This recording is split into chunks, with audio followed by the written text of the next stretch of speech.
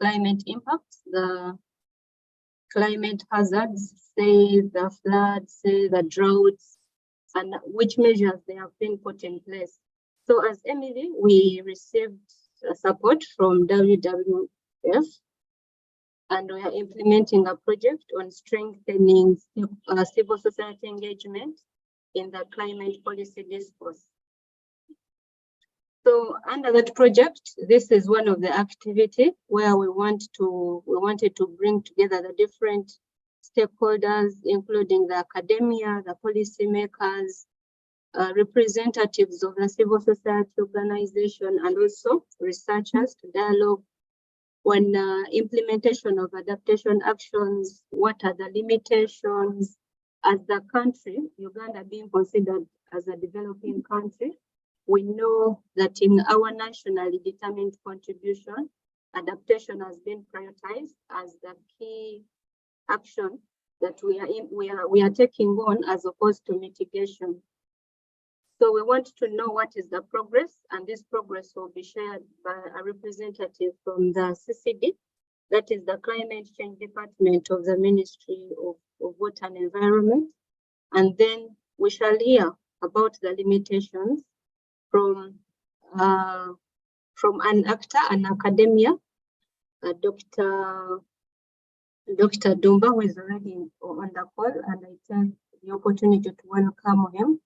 So our main purpose for being here and for convening this dialogue is to share the progress on adaptation, noting that it is a key action in our NDC, which was submitted to the UNFCCC, that is the United Nations Framework Convention on Climate Change, where Uganda developed and submitted in September, and we are prioritizing adaptation. So we want to hear about the progress, where we are, if we've come up with plans, what are the limitations, what would be the opportunities. Yes, so this dialogue aims to discuss issues around that. So I take the opportunity to once again welcome you to this dialogue, and we shall proceed to our next agenda item. That is the remarks from the representative of WWF Uganda Country Office, Mr. Paul Mulondo. I have already seen him. You are welcome to give us the welcome remarks. Thank you, Christine, and good afternoon, our fellow participants in the dialogue for today. I bring you greetings from WWF Uganda Country Office and the leadership from Kampala. We definitely appreciate sessions like this that bring us together to discuss issues of national and global importance. So thank you so much, Christine and Emily, for finding it appropriate that we have this day and session. We all appreciate that as a country, Uganda, we've made the commitments which are in line with the adaptation, and so have requirements to meet these commitments. Definitely, one would say, yes, we have gone a longer way in discussions, in planning, and developing appropriate policies and regulations that would support implementation of these commitments. But then also, on the other hand, we have to look at the journey that we have moved in ensuring achievement of these commitments. It is a gap that we might say we need to pay more attention to in establishing the realistic trend and position that we must be attaining as of now. As a country, a country program, WWF, we've made efforts to develop interventions that support government of Uganda through the respective agencies, including ministries and wildlife authorities, the NFA, the district, local governments, the communities, and all the stakeholders working together with us to respond to some of these requirements, and we continue to do so. So again, we appreciate this is another opportunity for us to discuss and get back to here in as far as we are progressing. So thank you so much, Emily, team, for creating the session so that we can hear from each other and get feedback from the experts who are picking up pieces of information that feed back to the communities and all the stakeholders involved in this discussion. Thank you so much. Thank you so much, Mr. Mlondo. You emphasize a lot on sharing about how we are meeting the requirements and what we need to respond to in order to realize our requirements as per the UNFCCC. So we shall proceed to another agenda item, which is scene setting, objective and expectations. And this will be made by Mr. Robert Bachika. You're welcome to set the scene for this dialogue. A very good afternoon, Christine, and good afternoon to all of you. And thank you, Mr. Mlondo, for the remarks on behalf of WWF. Christine highlighted why we are meeting, so I will not be repeating that, but I will just wish to trick your memory about adaptation and why at least we thought that we need to convene this dialogue when the subsidiary meetings are taking place in Bonn. First and foremost, we have had a number of varying views on what adaptation is, depending from which corner of the country you are in. But the general working definition of adaptation is adjusting. It's about adjustments, and adjustments in what? There are two parameters of adjustments, that is natural or human. And this adjustment is a response.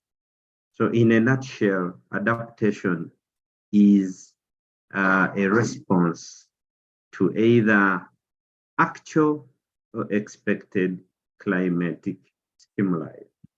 The IPCC has a bigger, broader definition, but we thought that as we connect the dots on this dialogue to ensure that as we discuss, we have a leveled playing field. And adaptation can be anticipatory, reactive, can be autonomous, can be planned, can be by public agents, can be by private entities. Over the last years, some of us have been negotiating on adaptation.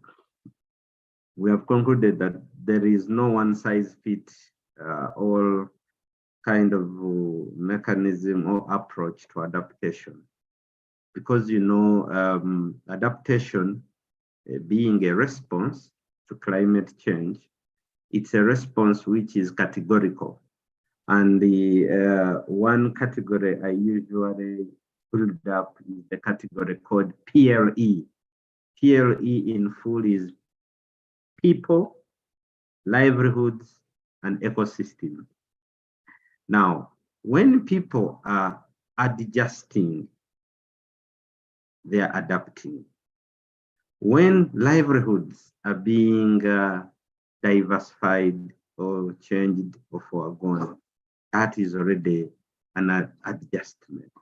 When ecosystems are thriving under different conditions, that is an adjustment. And it's why I thought that I needed to bring out the issue of PLE, people, livelihoods, and ecosystems. So as such, adaptation when you're talking of adaptation, we need to be guided by science. And one of the key critics of science we usually forget is traditional knowledge, the knowledge of indigenous people and the local system. It is painful that for the last 12 years, I have been in the UNFCCC. The parameters of indigenous peoples have not been coming so forth. Despite having clear provisions like an indigenous peoples platform now under the Paris Agreement, some of us feel that this aspect in context of adaptation has been lacking. So why this dialogue generally? Noting that globally progress for adaptation response and enhancing resilience is really moving at a slow pace, and there are a lot of global issues which are happening now. Already, you know, the Ukraine war has channeled a significant amount of development assistance, the attention now to invest in how to drive private investments, the new forms of domestic revenue mobilizations, and other priority global processes that are taking place. So we end up still missing fronting the issue of adaptation. Just to give you a snapshot as I end my synthesis.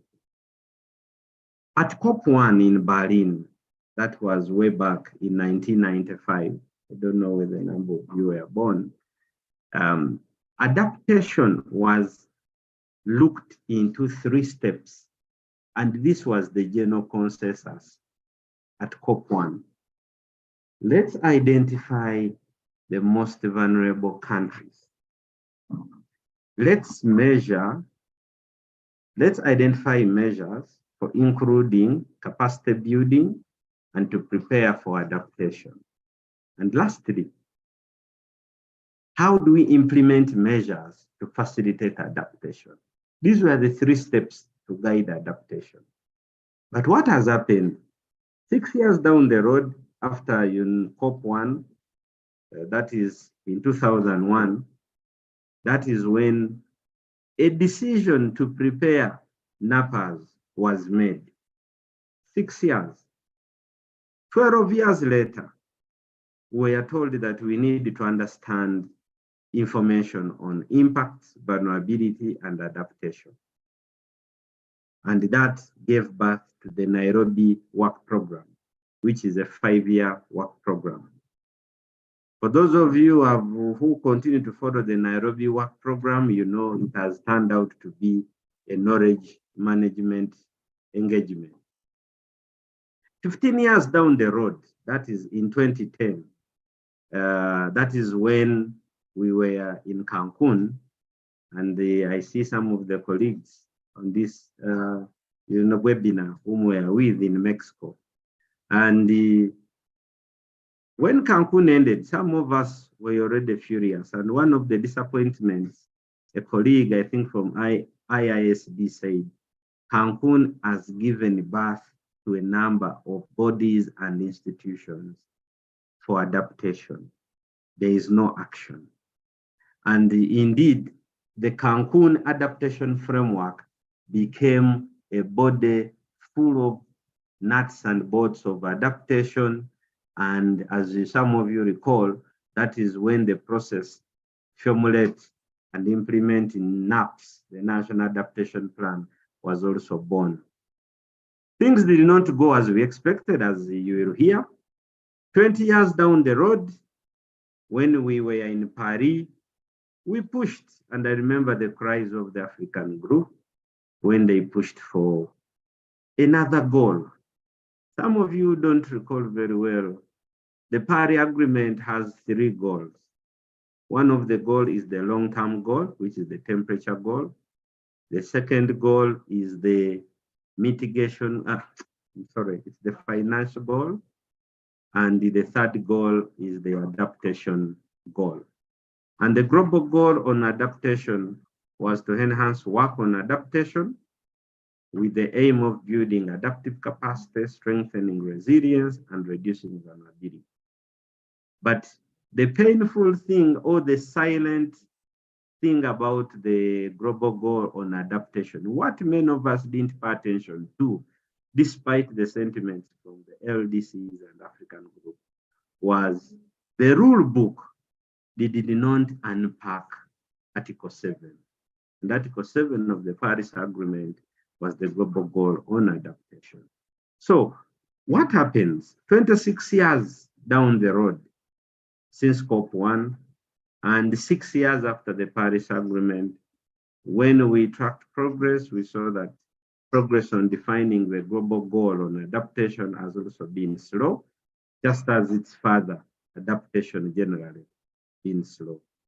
And we are told that this is due to the complexity of adaptation practice, the difficulties in aggregating nationally, global, and the globally adaptation practices, and also the need to embrace the diversity of various experiences at national level and local level. That said, currently we know that the progress work on global goal and adaptation is looking at metrics. We are looking at indicators, approaches, and targets for measuring and achieving the global goal on adaptation, but with very few sentiments on how to implement the global goal on adaptation.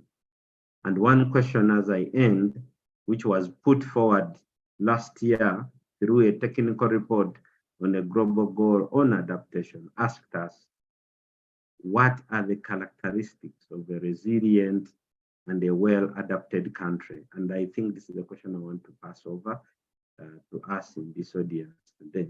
That what would be the characteristics of a resilient and a well-adapted Uganda?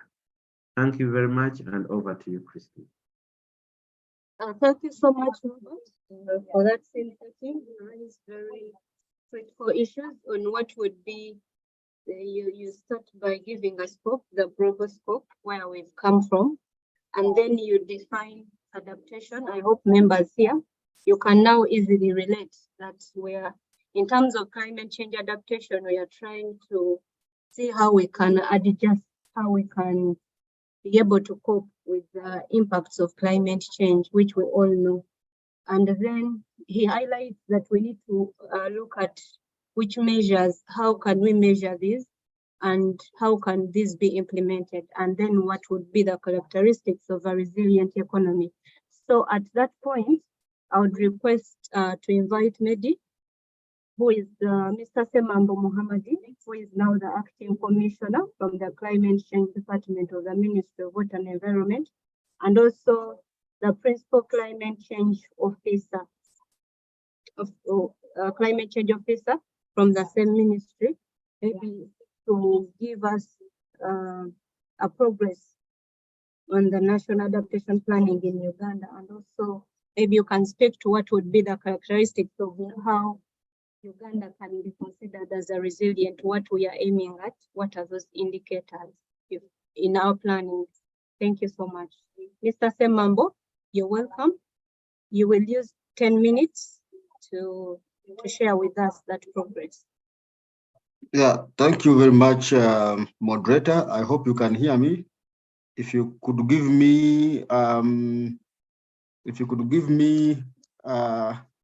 rights to share, I prepared a few slides that I can utilize in my 10 minutes given to me. All right.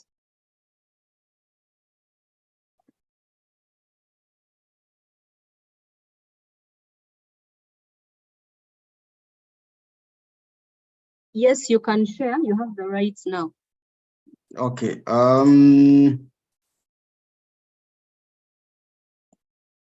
I hope everybody can see this slide. Hopefully. Can everybody see this slide? Yes, I can see it from my end. We can confirm from the chat, from other members.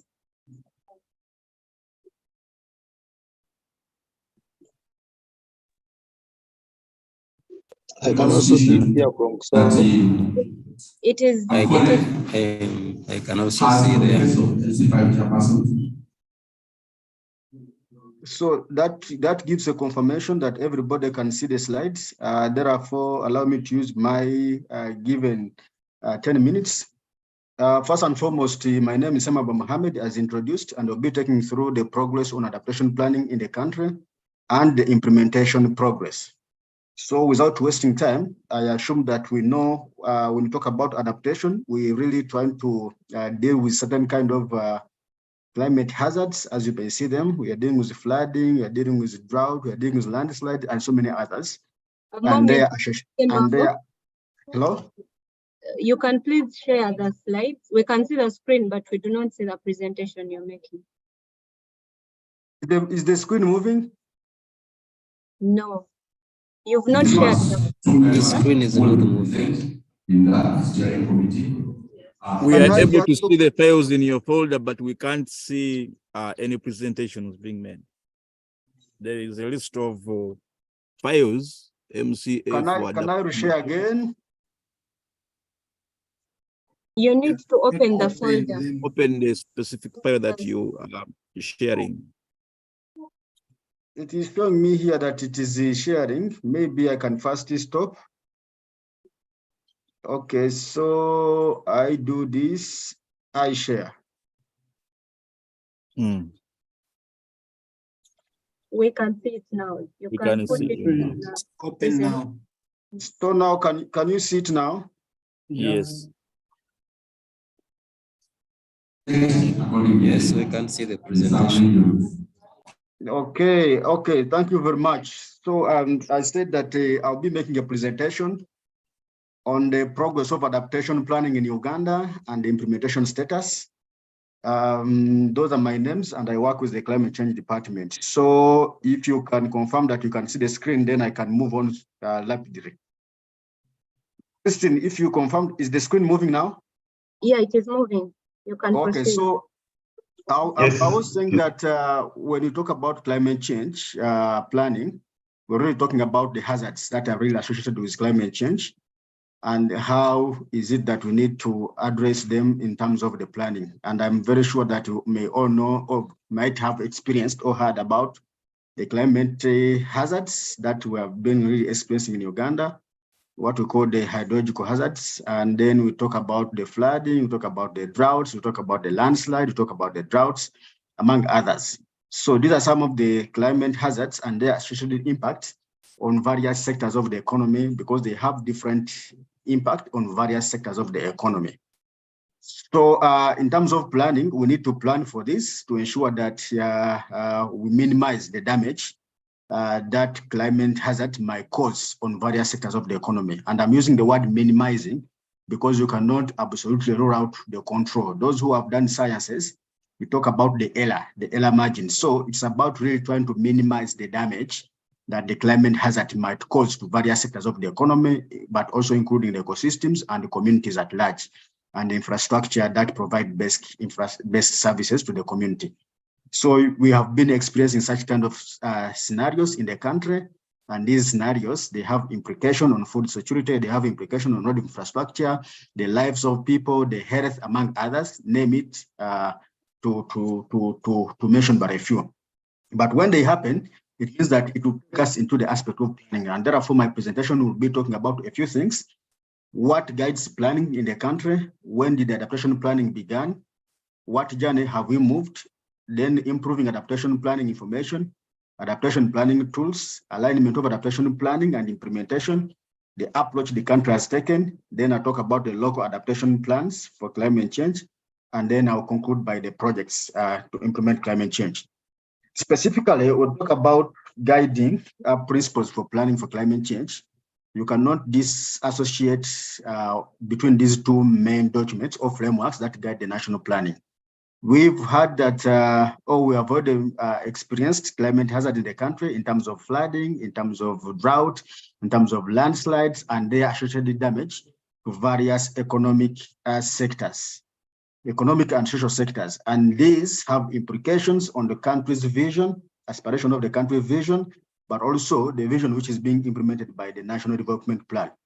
And apparent here, we are talking about Development Plan 3. So in all these documents, one of the cross-cutting issues to be addressed to ensure that we achieve the sustainable development that is desired is actually addressing climate change as one of the cross-cutting issues in the country's vision 2040 if it has to be maintained, which is really being implemented by the National Development Plan. Apparently, we're now talking about Development Plan number 3, which has 21 programs. And all these 21 programs, in one way or the other, are implicated or are impacted by climate change, and therefore addressing climate change at planning level is really very, very important. So having that in mind, that the country would want to develop and aspire a low-income development country, I mean a middle-income development country by 2040, there are several things that the country have to put into considerations. And what we are trying to do here is that those several things that the country would want to put into consideration are climate-proofed.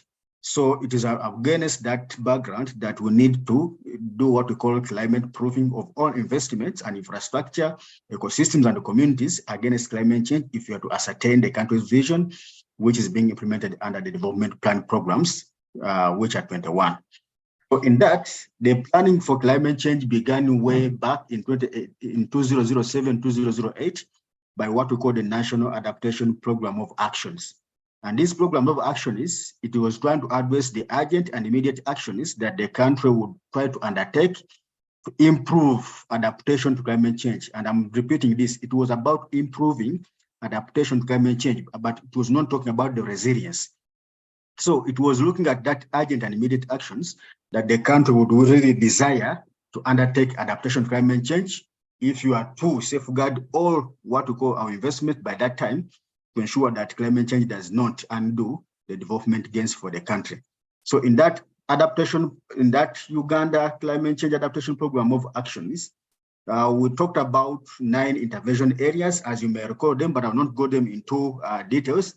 There were aspects of tree planting, land degradation, water for production, drought, among others. There were 9 intervention areas that the country thought at that time that we could do as urgent and immediate actions to respond to the emerging climate change issues that were during that time. So moving from adaptation from the NAPA in 2018, in 2008, we were transit with good lessons learned into what we call the NAP. And what we're seeing in the box here is actually the NAP. The NAP. So you're talking about the NAP process from the urgent and immediate actions of the NAPA to medium and long-term adaptation planning that will help us to ascertain the resilience. So moving from just a mere adaptation towards promoting adaptation and resilience in medium and long-term planning from urgent and immediate actions. And in that process, I would say that the NAPA has been implemented by several projects in the country to try to have lessons learned that could guide us in the medium and long-term adaptation planning. And this diagram here is showing the national adaptation planning process, the NAP process for the country, transiting from NAPA to NAP. So in that direction, we to develop what we call the medium and long-term adaptation plan for the country, which could help us gain resilience in that direction. So we have not moved a long way in that direction, as I may be talking on later, but apparently to say that from the national adaptation plan, we could also have what we call the sectoral adaptation plans. And this sectoral adaptation plan, it is looking at the detailed and integrity of what the sector would desire to implement climate change actions in details. For example, apparently speaking, we have what we call the NAP-AG, the NAP for agriculture. This is the Ministry of Agriculture, Animal Industry and Fisheries. They have a detailed NAP, and we have not yet developed what we call the National Adaptation Plan. Per se, I'll give you an indication here that from what Robert has been mentioning about the challenges of accessing these finances and also prioritizing adaptation, Uganda has been also a culprit in this direction, but nonetheless, we have been grateful that we have received the resources to start preparing the national adaptation plan for the country. And we are to use this agricultural adaptation plan to try to inform a national adaptation plan. And we are looking forward to having an aggregated climate change adaptation plan for the country, which will also consolidate at a strategic level what is in climate change adaptation plan for agriculture to try to bring them into the national consolidated plan for climate change for the country, which will have several sectors at board. So this will not limit the sectors to develop their detailed sectoral climate change NAPs, but rather to give a crown of the guiding framework what the sectors could look into in terms of developing their sector-specific NAP. So this will really try to also emulate what has been done for agriculture NAP, but also picking out all those strategic interventions that could be put into as part of the national adaptation NAP. So into that, we would also recognize that planning for adaptation really requires a number of information, and this information ranges from scientific, socioeconomic information that could guide proper planning for adaptation. In 2008, we are using basic information by that time, but it required countries really to start preparing what we call the preparatory stage, where you need to come up with kind of like information. You need to provide information that could guide the country in terms of adaptation planning. The Ministry of Water and Environment, together with partners and all Ugandans, we have been working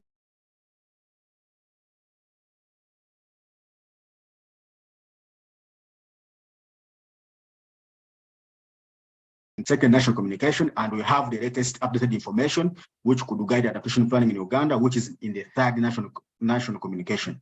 This information is publicly available, and you can find it on the UNFCCC website, but it is trying to give the issues of the current projections for climate change, what are those adaptation challenges that we have, and some of the intervention that the country is implementing. So that piece of information could guide in adaptation planning and has been improving adaptation planning for the country. At here, you talk about the National Risk and Vulnerability Atlas for the country, which has been developed under the coordination of OPM, but with the contribution of several sectors, including the Climate Change Department. So in this information, you could have some bit of high-level district disaggregated information in terms of risk that could be found in various areas, and this could also guide in local and also at national adaptation planning. And this is also some piece of valuable information, and it is publicly available. We went ahead to develop what we call climate risk profile for the country. The report is also publicly available. We are trying to document what are those risks and the risks that can be projected in the future in terms of climate change, but looking at various regions of the countries and various sectors. So this also information which is publicly available. Currently being developed is the climate risk and vulnerability assessment, which the UN Capital Development Fund has helped us to put in place.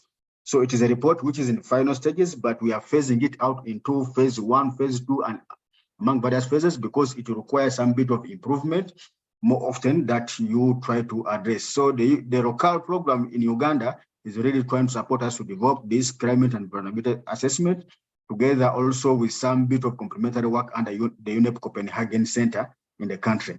Also, we are developing the Uganda Vulnerability Index map, the indicators that will help us to measure resilience in the country for various sectors. It's all one piece of information that has been developed, and a digital map for measuring resilience. So among other pieces of information, but we could say that if you want to have proper planning for adaptation, you really require to have both scientific, socioeconomic information and the data that could guide you to plan appropriately for the national and subnational adaptation plan if you are ready to address the issues of climate change, both current and what is projected in terms of modeling such kind of scenarios for the climate, but also the socio-economic futures that could safeguard the investments in the future and then translate them into the planning at national level and at subnational level. So this is one piece of information that I could want to share with you, that there is the latest information, but still more as science keeps on evolving to address climate change concern in this country.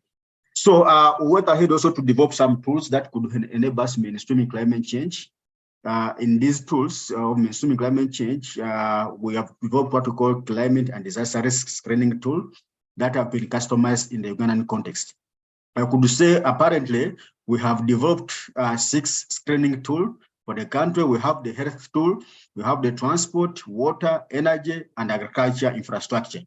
All this information is also public information and can be accessed using various mechanisms, but also there's what we call the offline versions of the climate and disaster risk tools. These tools are to enable those who are planning to do due diligence of climate hazards that may happen to all these sectors in various regions of the country.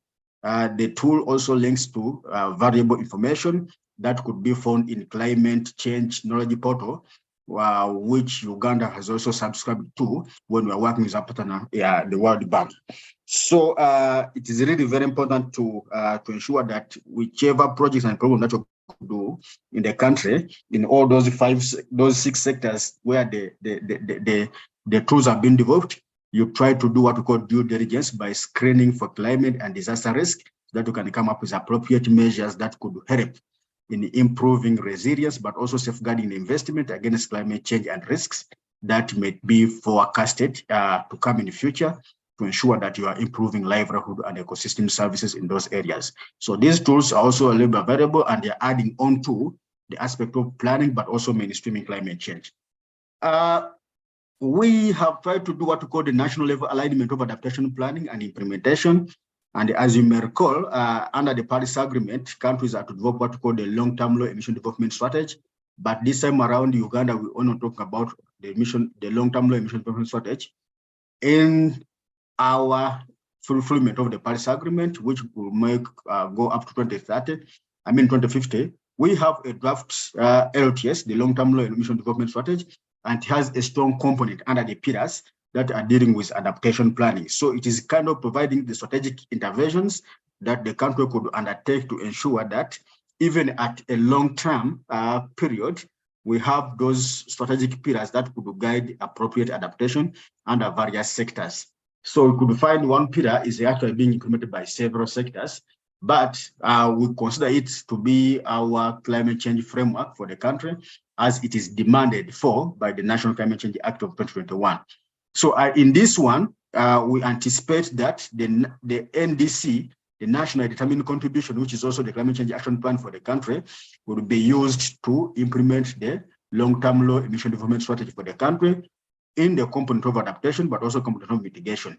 And at that level, those of you who may know about the Climate Change Act, it's talking about the country that should develop a climate change, national climate change framework strategy, which has to be developed. And this is our LTS, but also a climate change action plan, which is our updated NDC. At that level, it also demands that agencies develop what we call agencies climate change action plan, and local government develop local climate change action plans. So we ensure that this has to be aligned. How do you align the agencies and the local climate change action plan to fit into the national climate change action plan, and it fits into the national climate change framework strategy for the country? This has also been aligned in that categories of planning. It is done for both mitigation and adaptation, but for the interest of this meeting, we only focus on adaptation, but it serves as the same framework that the country is taking as an approach to plan for climate change. So in that regard, you could see that the long-term strategy for the country under this direction, it spells out around 12 strategic pillars. 13 strategic pillars that the country has to put into place to implement climate change. And this, we anticipate that the NDC component of adaptation, the 13 pillars, and the mitigation sectors of the NDC will help to implement all these strategic pillars under the long-term low emission development strategy, be embedded in the 13 adaptation sectors of the updated NDC and the 5-6 sectors of mitigation under the NDC. So this is really how it is going to ensure that there's a proper alignment in terms of adaptation, but also in terms of the action plans to implement those adaptation strategies that may be at high strategic level, like in the climate change strategic framework for this country, which is now the draft LTS for the country. So we have been ensuring that kind of alignment. So moving forward is that we look at what approach then we're envisioning to do is that when you look at the long-term low emission development strategy for the country, which is also a framework strategy for successive implementation of the NDCs, it will go up to 2050. And then in that category, we are very much optimistic that if you go up 2050, then that means that you may need around 5 climate change action plans that will be either communicated as fresh one or updated. So this is the current one, updated NDC 2021. But in 2022, we may need to update or communicate as it is, and it will move up to 2050 even after 5 years. So we are ensuring that our LTS will be implemented by the NDC update processes as successive processes. And in that composition, even adaptation will be highly embedded into the NDC. And recall that NDC is not only about the national commitments that have to be set in terms of mitigation and adaptation, but also it is a resource mobilization tool to implement the climate change actions, both at national level and subnational level. So, so when you move to,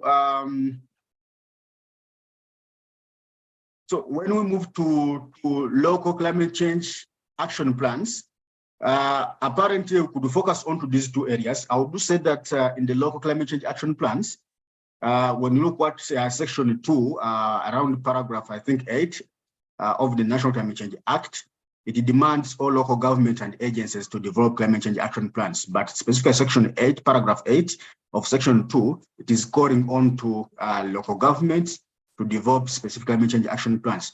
So as government of Uganda, we have moved a milestone to ensure that we also try to support the local government to develop what climate change action plans.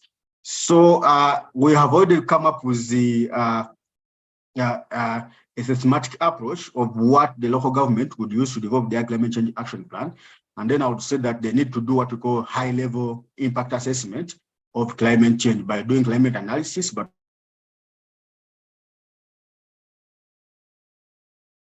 then they will try to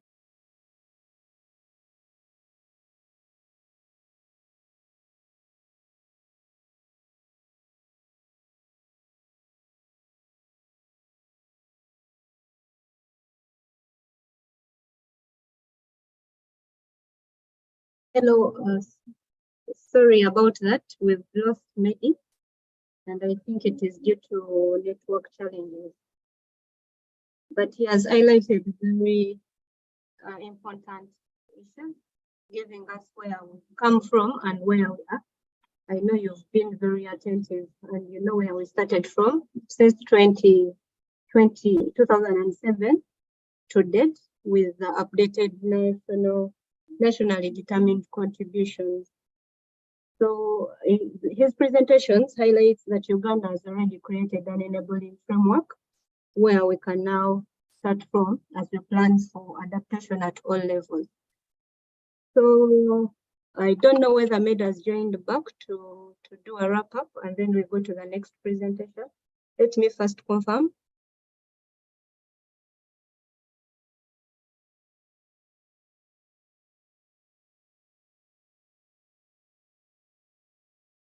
Okay, I note that is off, so we shall proceed to our next presentation by Dr. Dumba Doniel. He will share with us about the limitations to adaptation and how we can overcome. Given what Madam. Yes, Mr. Madam Tema. Chris, can you allow me to share to finish the 3 slides I'm remaining with? Sorry, I have internet problem here.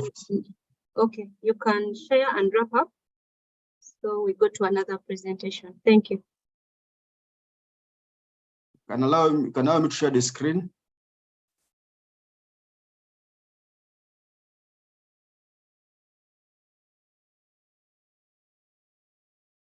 So can you see my screen?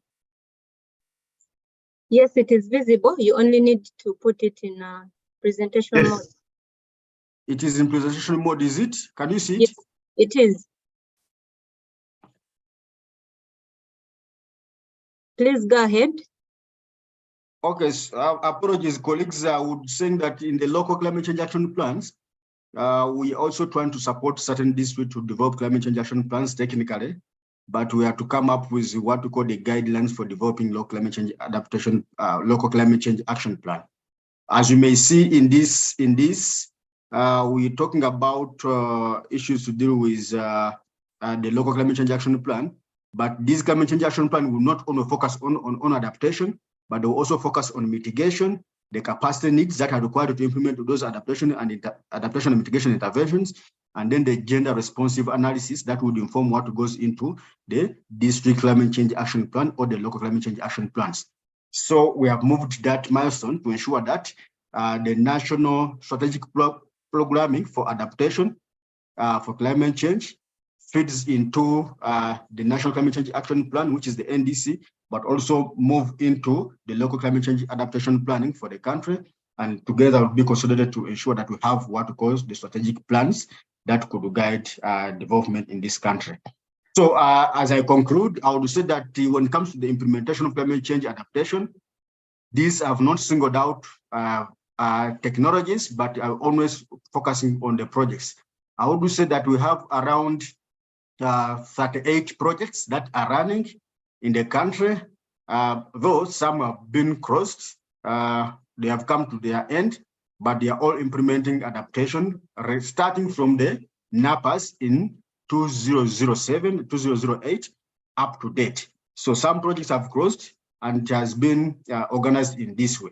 So I'll not go to single projects, but what I want to say is that the number of interventions and the number of projects that are running across all sectors. But most of the projects, you could find them in the natural resources, agriculture, but also we have some projects that are really dealing with water supply and improvement.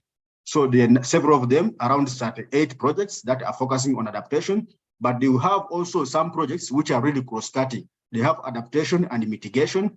So what I've tried to provide here in this presentation have not brought all the adaptation projects, but I will show the source of the project, the name of the project, who is the implementing agency, the sector it is focusing on, the objective, it is an adaptation project, the amount, the money, and then the duration of the projects. That's how I've organized it for the purposes of this, but we have a detailed database of the climate change projects, those which have closed and those which are still running in the country, and specifically speaking, those that are focusing on adaptation, they are 38, but we also have a beauty of those which are cross-cutting about adaptation and mitigation. And then we have those which are core adaptation intervention on ground, but also have climate change adaptation projects that are not intervention on ground, but are part of capacity building in terms of ensuring that we have the required personnel and institutions that could implement adaptation projects in the country.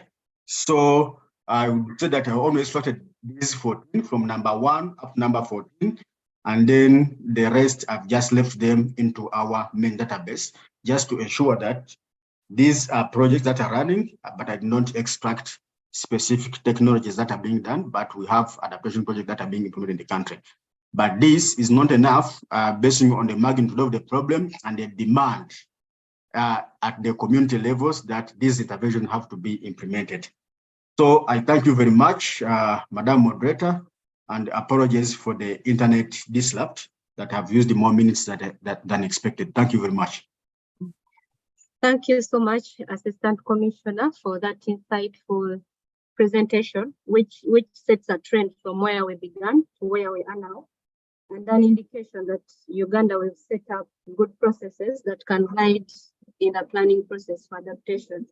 So from this point, I want to welcome Dr. Dumba Daniel, the lecturer from Makerere University, to share with us the limits to adaptation and how to overcome them. Dr. Dumba, you're welcome. Share with us. Thank you, Madam Moderator. I think, okay, let me see if I can share.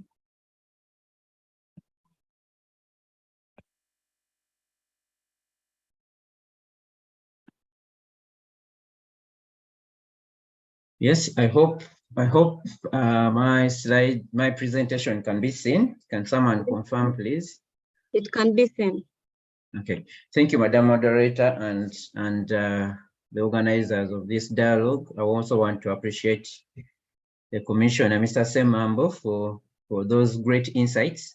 Actually, his presentation, I think, sets a very good stage for what I'm going to run through here. I'm going to highlight limitations. I think the list may not be exhaustive, but it will offer some guides. Mr. Wachika has already defined what adaptation is, so let's leave that. But I wanted to start off with this slide you see over here, and this is I guess each one of us in Uganda can identify with what you see here. On the bottom left, this is an innovative community that is trying to irrigate their crops, using buckets, as you can see. And you can imagine the challenges that come with that. You need to carry the water from a source, put it in the buckets, and then it will go. But it's much better than working without. Then, of course, on the top right, of course, you all know our villages where we come from. These are children. They look to be happy, but you can imagine the kind of socioeconomic status of these people. So then on the bottom right, this picture is not taken from Uganda, but I think we can all identify with this, where some infrastructure has been put in place, and this is like an irrigation system that tries to help this community to take care of their crops, probably during times when there isn't enough water. And then, of course, on top here, this is maize, which is being impacted by droughts and all that. So, what are the limits? What are the limits to adaptation? So one of them is, let's appreciate one fact that Uganda is landlocked. It's a landlocked country, and definitely it faces a number of issues. One of them is the limited financial resources and inadequate infrastructure, that hinders the country's ability to respond effectively to some of these issues like floods, droughts, and storms. And Mr. Semamba again has for example, presented a list of projects that are, has presented examples of projects which are ongoing, but those are still few compared to the need. Then there is also insufficient funding for the construction of the robust infrastructure and the early warning systems that would really be able to support these vulnerable communities against the impacts of extreme events. Now, there's some other limitation. Uganda thrives so much on agriculture, and this point I've called it agricultural vulnerability. Okay, so of course we know that climate change has all these issues that impact agricultural production, like, for example, increased temperatures, erratic rainfall, and prolonged droughts. All these have, real impacts on agricultural production. But you know what? Those factors, those climate change, extremes that we get, actually limit the farmers' ability to adapt. They do limit it because some of these are real. This is coming from climate change, and those alone make it increasingly hard for some of these communities to adopt, and therefore crop yields will always be reduced, and then the insecurity and economic instability will always take place. I want, for example, to give you a simple example. So, assuming we had, I want to use this hypothetical example from Ruela. So we have a community that was trying to survive. Of course, the rains came, and they have tried to do. They've been practicing maybe all sorts of climate smart ag and what have you. But because of maybe climate change and a few other constructional issues, the area decides to flood, and whether you are adapting or not, your ability is really in check. But then, so the issue of poverty and inequality that really exists, so the limited financing resources and access to credit also impede individuals and communities from investing in climate resilient infrastructure and alternative life options. And then we also have the issue of vulnerable groups like women and marginalized communities. Okay, these are disproportionately affected by these limits, and therefore exacerbating again the existing disparities. We do have also institutional capacity limitations, because institutional capacity we are highlighting here that plays a crucial role in supporting adaptation efforts. So in Uganda, institutional limitations such as weak governance structures, inadequate policy implementation frameworks. So you see here, mark my word, implementation. The key word there is implementation. So we do have most of these existing frameworks, including what Mr. Semamba has highlighted, but the implementation is still a challenge. And then fragmented coordination mechanisms. All these hinder the implementation of adaptation strategies. And basically, all these, they limit, they restrict the country's ability to effectively plan and respond to the climate change impacts at national, but also at local levels. There's also another limitation, and that is traditional practices and beliefs. Here, we do have certain traditional practices, such as, for example, there are communities which know that rain-fed agriculture has always been the thing that has taken care of them. And therefore, some communities could actually do have, like, they resist, adopting other alternative strategies that could really help them, saying, oh, no. God has always taken care, Mother Nature has always taken care of us, and we don't need this kind of thing. So traditional practices could be an issue here. But they also, these cultural constraints also impede the adoption of modern technologies and sustainable practices. Because, and therefore, one of the things we shall talk about is the importance of awareness creation to sort of get the communities up to speed and tell them that, you know what, things have changed. Communities can also do ABCD to have the food they need and survive. So, of course, this is a point which feeds into almost the previous one, limited awareness and knowledge. So in Uganda, we are saying that there's a need to improve climate change education and awareness programs at all levels of society. Schools, communities, government institutions, all levels. And so when we enhance this knowledge, we are able to empower the individuals and communities to make informed decisions and implement effective adaptation measures. Now, how can we address some of these challenges? One of them is I'm going to highlight these, like 3 or 4. I'm going to give 3 or 4 ways how to really address this, and I'm going to package them in, for example, one of them is strengthening institutional framework. And in that, I'm highlighting 3 points. That one of them is enhanced coordination and collaboration among government agencies, NGOs, CSOs, and communities. Then you establish a national climate change adaptation policy and strategy. And then you improve the governance and decentralization to ensure effective implementation. So institutional frameworks are really is one of those key things. No wonder it is coming as the very first point, as a way to help and overcome the challenges. Again, just to go back to the presentation made by the commissioner just a few minutes ago, I know coordination. So yes, there is a CCD and all NGOs and all stakeholders are trying to do this, but these points you see, each one of these you are seeing here, just attach a price tag to each of these. They need some resources. There's some funds needed to really make sure that we achieve this. Therefore.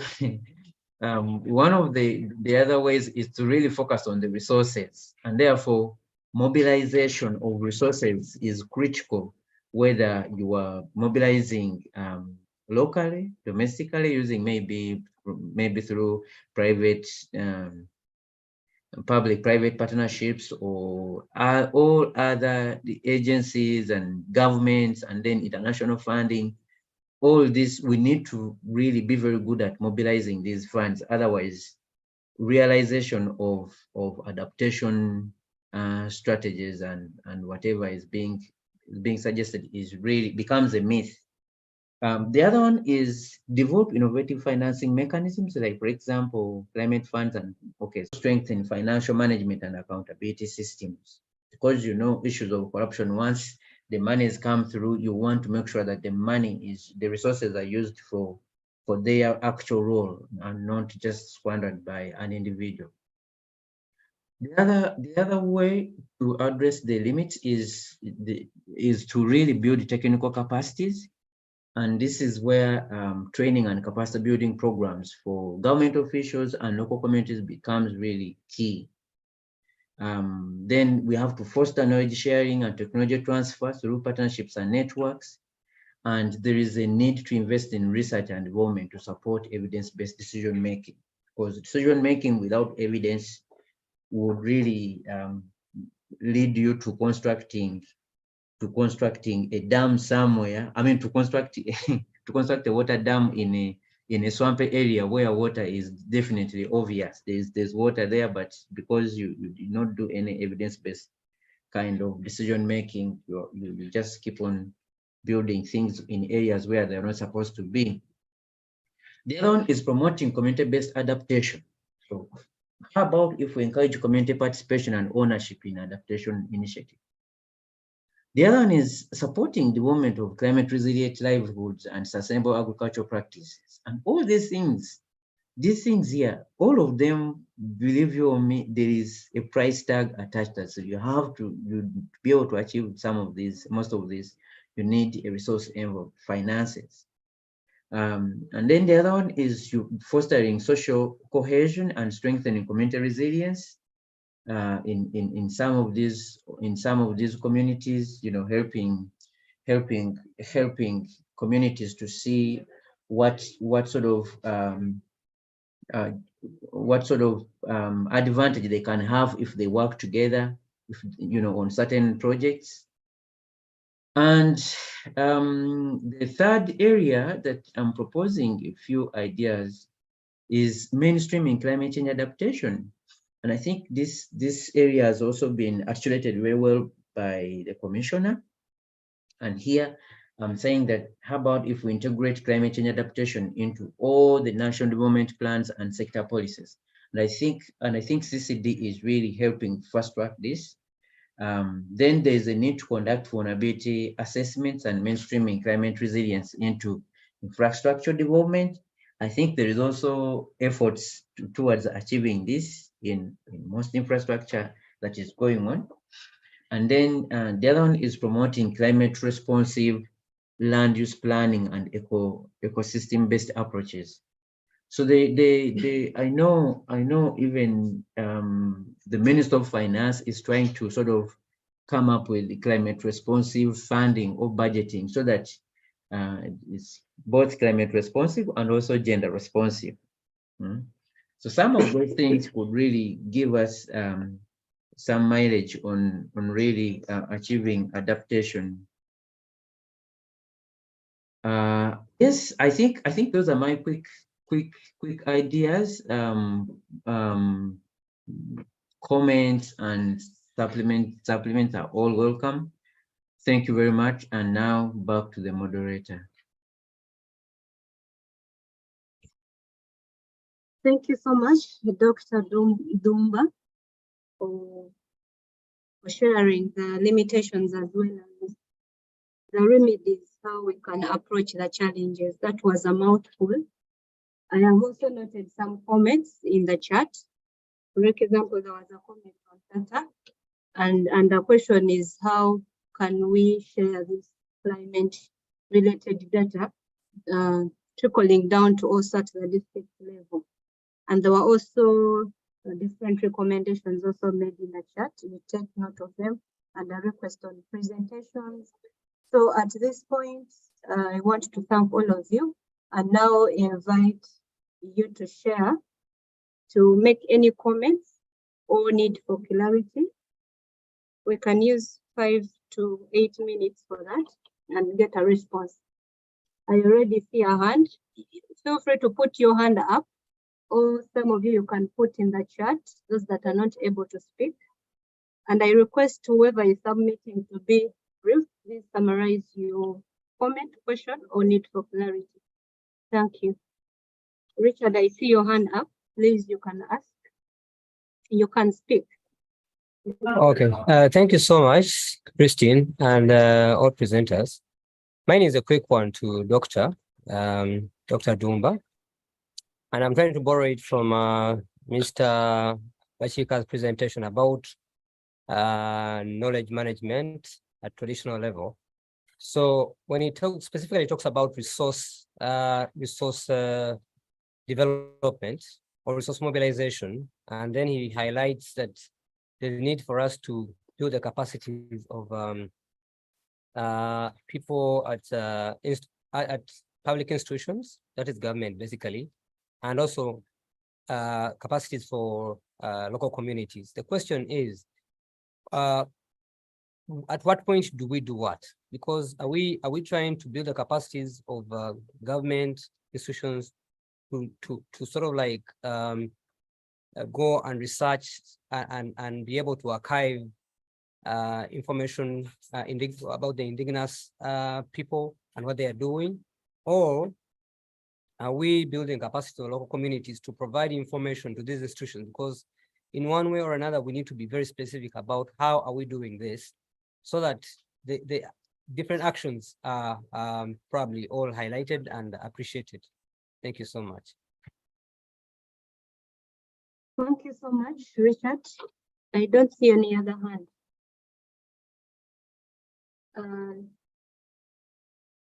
Let me check in the chat.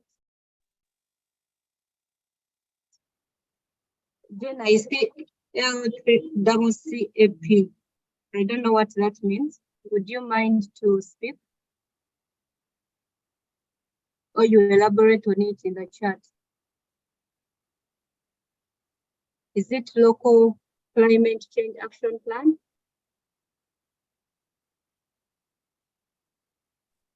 Yes, Christine, that's it. That is local community climate action plan. Okay. So the question is it linked to the PDM? Okay. So those are two comments. We haven't shared my concerns. Yes, Albert, I took note of your concerns, which was on data. Let me see. Christine. Yes, Mr. Semam. I don't know if you can, if it's time to respond, but I don't know, maybe you give us time because we may lose track to something. I'm noting a few things, and I'm very sure also Dr. Dumba is noting, and Robert. Okay, so at this point, let me invite you to respond to those. Then I'll take another round from Mr. Mlondo and also the ones. I don't know if you have time because some of them have been responding them on the call. I mean, in the chat. I've been responding to some in the chat, but let me also just to focus on those which have not responded. From Jenny Nachiranda, the local climate change action plan is a mandate that all local governments should develop local climate change action plan as in the National Climate Change Act 2021. And I'm very sure that a PDM is one of the interventions in terms of implementing what the government vision and the desires could be. So I'm sure that the PDM can only be embedded or a supportive arrangement for implementing local climate change action plan. It's not like a plan of its own, but can be one of the mechanisms to ensure that we implement climate change action plan using the arrangement of the PDM. But absolutely, the local climate change action plan is a plan which has to be developed that spells out what a local government, either municipality, an ordinary district, or a town or a city should address climate change or is aiming to address climate change. So PDM could be one of the mechanisms that could be used to deliver what could be in the local climate change action plan. Then Albert was talking about data. I think, Albert, you may note that when we talk about climate change action plan, we may need to get area-specific data. And in generating area-specific data is when you can generate and also you can model what could be the challenges and the problems, and therefore you could come up with appropriate solution.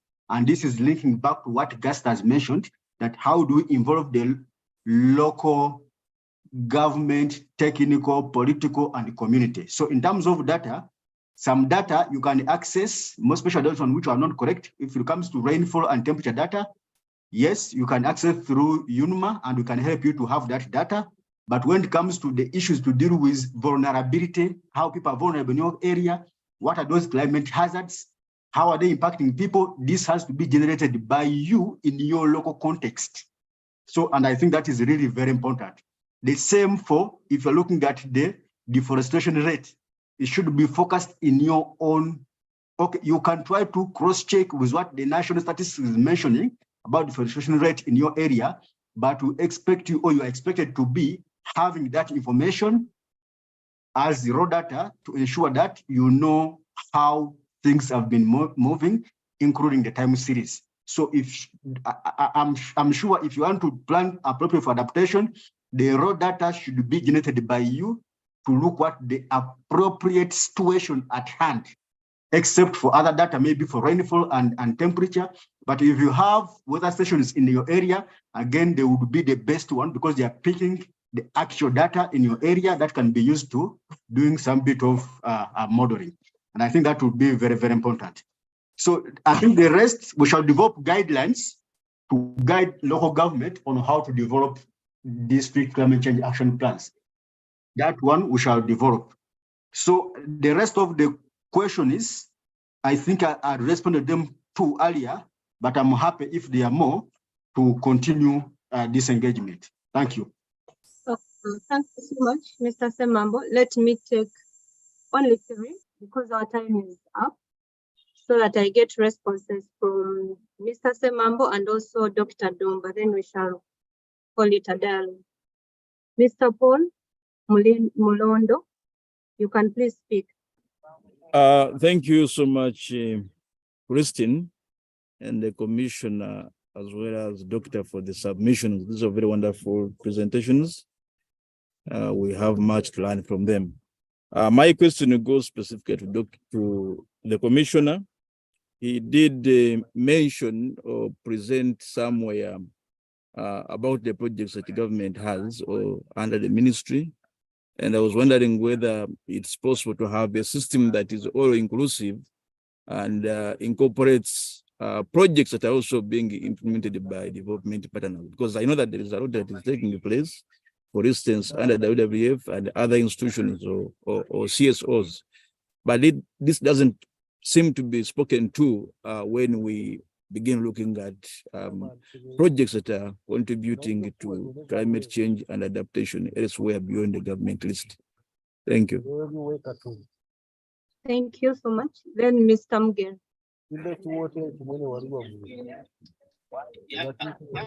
Christine, my questions were 2, but now it is half because if I look in the chat, especially Dr. Zake, the issue of the National Adaptation Plan, this relates to what Mr. Semambo talked about. And I'm just wondering, where are we at national level regarding this? And then very briefly, again, related to what Mr. Semambo was explaining regarding PDM. One of the issues we realize is this conceptualization of what we call a local government and an administrative unit. When we are doing our work, we always find this clash in the government itself. Some documents and plans speak to administrative units, others speak to local governments. I don't know what in the climate change department, especially in the context in which he was speaking regarding PDM, whether it should be administrative units or local governments. Thank you. Thank you so much. Then Mr. Luima, you're the last one. Then we shall get responses. Please be brief. Can you unmute and speak? Can you hear me? Yes, we can hear you. Okay, thank you. Yes, I also add my voice to thank the experts, the commissioner, and the Dr. Dumba for very impressive presentation. Now, I have an observation to make. I'm inclined to think that climate change is a new phenomenon. It's something which is new. And before it came, we already had our own inherent problems. And climate change is just adding what is already there. Already, our farmers are practicing bad farming practices. There's degradation of the environment. There's the open defecation and things like that, which are already inherent before climate change. Climate change is just adding to this. So as we develop new approaches and new interventions, including adaptation, are we mindful of those inherent problems where the climate change is just adding to. Otherwise, I thank you very much indeed. It is very, very impressive. Thank you. Thank you. I invite Mr. Semambo to respond, and then I will have Dr. Dumba. Yeah, thank you very much, moderator. I think there are around 4 issues from 3 people. One is that from Mr. Mlondo, I saw your hand is still up, but I will tell you that we keep on providing these projects, even those which are outside government. The only challenge that we have that when we ask you guys to provide information, sometimes you incline to give us this information. But now, we are trying to improve as much as we can, but the openness also matters when you're giving us this information, because for us, we keep on providing a database.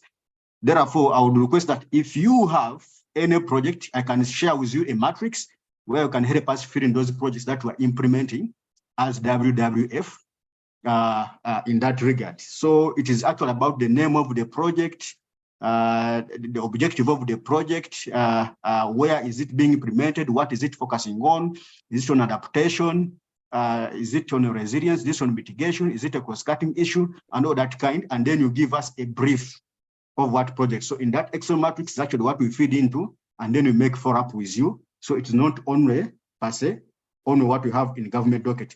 We always find it easy that what is in the government docket, it is easier for us to access this information, but when you come to your side as private players, then sometimes you incline to give us the information that we need, but we love to have all this information provided for the country. Then to my brother Anthony Mugere, where are we in the NAP? I think the same question which Dr. Zake is asking on the chat here. How far have we gone in the NAP process? We have ascertained the money to do the national NAP process.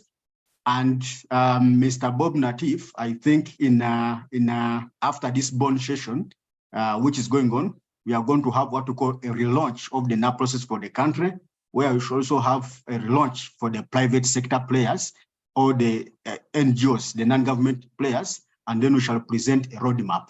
But the process is on, and then the project management unit is on.